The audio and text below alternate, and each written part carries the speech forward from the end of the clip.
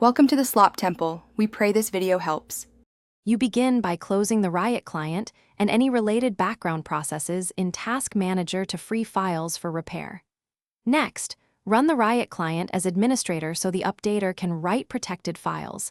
This avoids permission errors.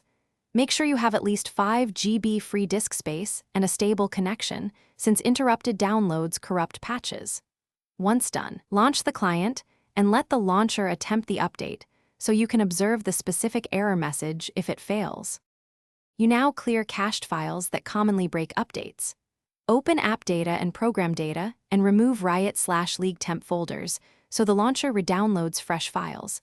This prevents checksum mismatches. Then run the client's built-in repair tool or use Hextech repair tool to reset network and permissions automatically. Temporarily disable antivirus or VPN because those can scan or reroute packets and cause timeouts. Once the repair runs, re-enable security to keep your system safe and stable.